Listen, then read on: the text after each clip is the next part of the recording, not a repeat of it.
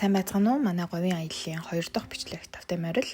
Эхний өдөр бид 70 задгаад хоттой ирж хоноод бичлэг маань дууссан. 2 дахь өдрийн маань өглөө манай хамаатны ахын гэрээс эхэлж байна. Бид хэд хамаатны ахын дээр ч хонсон. Ингээд хашаанда помидор ногоо тарьдаг ажилсаг ах эгчиндээ хоноод 70 задгаад хотоос хөдөлж гарч явсан. За шууд хамгийн ойрхон байрладаг говь гурван сайхан уулынхаа мухар шивэртийн ам руу хамгийн түрүүнд явсан. Ихэнх аялагч нар бол ёлын ам руу шууд явж аялдаг. За ёлын амны хувьд бага насны хүүхдүүдтэй аялахад бас хит тийм тохиромжтой газар биш байдаг. Ер нь алхах зайн маш урт. За тэгээд мөстэй зуны ихэнх саруудад бол мөс ихтэй учраас шавар шавхаа ихтэй цаашаа гүн рүү нь алхах боломжгүй байдаг бол мухар шивэртийн ам. За одоо энд бичлэгэн дээр харагч байгаа хэсэг хүртэл бол машина тавиад цаашаа 1 км орчмол алхахдаг. За энэ газар дээр манай өвөө маань бас 100 болгон ирж зуншиж энд бид нарыг баг байхад л ер нь бид нар ч гэсэн их ирдэг байлаа. Байгаль орчин хамгаалахад маш их үйлсийг хийж исэн. Тэгээд энэ газар бол нэг тийм дотн байдаг юм газар мухар шивэртийн ам. За энд бол уулын амн дотор ороод ирэхээр говьд явж байгаа нэг сэрүүхэн сайхан салхи татуулаад за энэ уурсж байгаа ус нь хаднаасаа ч урсан. За тэгээд энэ амныхаа төгсгөл рүү явхаар харагддаг хүрхрээнээс урсдаг байгаа. Ер нь нэг 6 сарын сүүл хүртэл бол мөсөн хүрхрээтэй. За энэ хав бол нэлэнхүүдээ ер нь мөстэй байдаг. За бид нар бол намрын аялал учраас мөсөн аль хэдийн хайлсан. За ингээ хүрхрээ урсж байгаа харагдаж байгаа. Энэ бол маш цэвэрхэн урстай. Шууд аваад ууж болдог юм ус урсж байгаа ийм гоё байгальтай газар байна.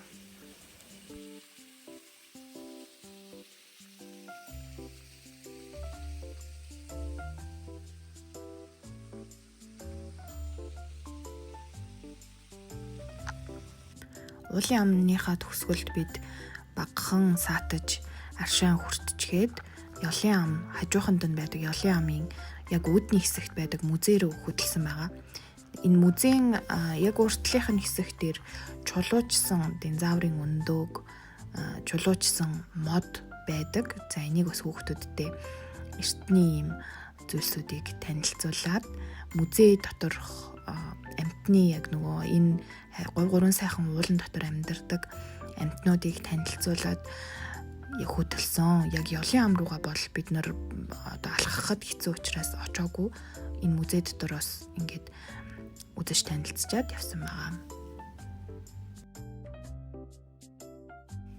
Бага насны хүүхдүүдтэй явж байхад ийм музей үзмөрүүдийг бол үзээд явхад ер нь илүүдэхгүй. Байгалийн түүхийн музей ч гэдэг юм уу, иймэрхүү танин мэдхүн зүйлсэд хүүхдүүд угаасаа их сонирхолтой байдаг. Эндээс харсан бас маш олон янгир, аргал гэд олон амьтныг бид харсан замдаа.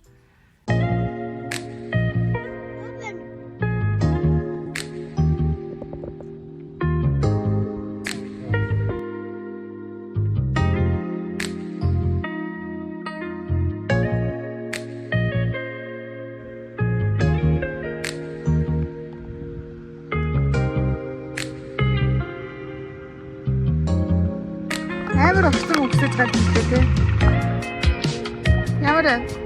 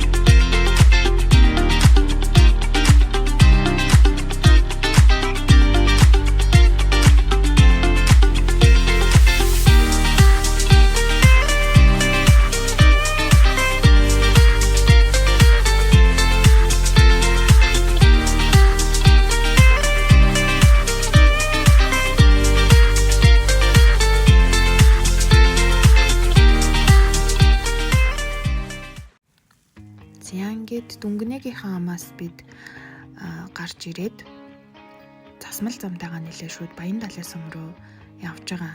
За Баян далай сум дээр бид өдрийн хоолоо идчихэд шууд хоошоогоо Булган сум руугаа говьуурын сайхан уулынхаа голоор энэ тэмээн хадтай замдаа таардаг энэ замаар шууд чигээрээ хоошоо яваад Булган сум руугаа явсан. За Булган сум руу явах зам болвол яг уулаа гатлаад гараад ирэхээр ингээд милийсэн тал дундуур явна. Зам нь баг зэргийн дэржигнөртэй. Гэхдээ ер нь бол нэлийн давхиж явхад гоё зам. Шүн явбал энүүгээр бол нэлийн дүүрэн зүгчигээ алтна. Говьд явж байгаа нүү анх удаа явж байгаа хүмүүс л бас их л айн шүү дээ. Урд юу ч харагдахгүй, хаа хүрхэн мэдэгдэхгүй ингээд явхаас нэг бодлын маш гоё мэдрэмжийг өгдөг. За ингээд явсаар аваад Булган сум ороод Булган сумаас ерөөсөө хажуухан талд нь Баян цаг дээр ирж байгаамаа.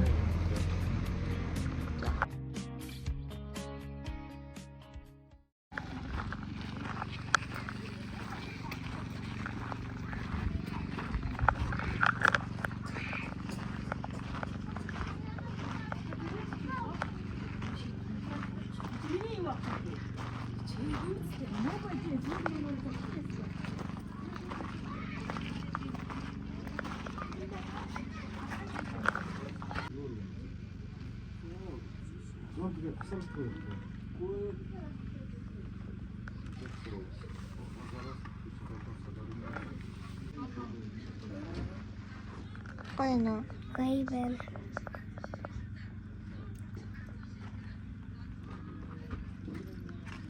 이제 진이 뺐지. За